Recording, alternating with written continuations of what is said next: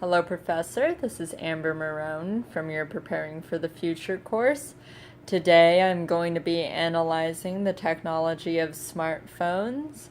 And I know you said in the announcement you don't want a bunch of analyzation of phones and kids are on their phones too much, so I wish to stick to the specific effect of smartphones on the workplace and vice versa. What got me thinking about this is the Kevin Kelly TED Talk, The Next 5,000 Days of the Web. In this TED Talk that was recorded back in 2007, he predicted that cell phones would become what they are today and a culmination of a bunch of different things. A good example of this is right now this video isn't being recorded using a webcam from my computer, it's actually being recorded from my smartphone, and I wanted to do this to show how smartphones affect me personally. I do my schoolwork on my smartphone, I do my internship work on my smartphone. My smartphone has become an essential part of my life, and I'm honestly on it probably most of the time I'm awake because I'm either doing schoolwork, internship work, games with my daughter, entertainment, Netflix, all of the above. But the specific social group I wish to focus on that has affected the technology of smartphones is the workforce and employees and employers that are part of the workforce. In Chapter 8 of our book, The Social Construction of Facts and Artifacts, it discusses how social groups have an effect on technologies. In this instance, how workforces have an effect on technology. For example, in my internship, there is now a technology to have a specific email to connect to.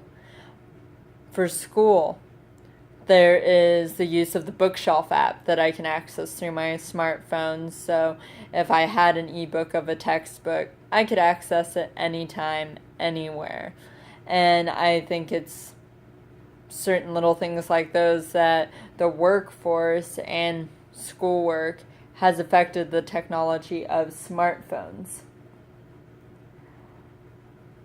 The way this technology is shaping the way people behave, from my personal experience, employers expect employees to stay connected at all times, and vice versa.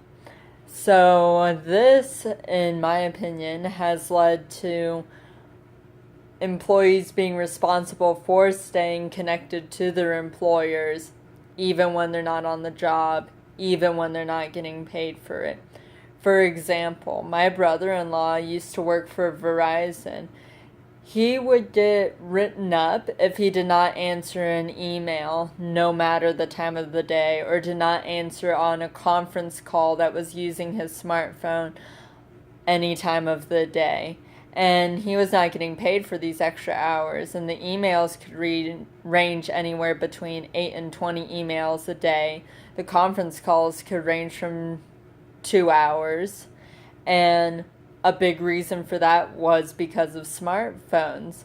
Since he worked for a phone company, he was expected to be available at any time during the day, even if he wasn't being paid for it. Let's see.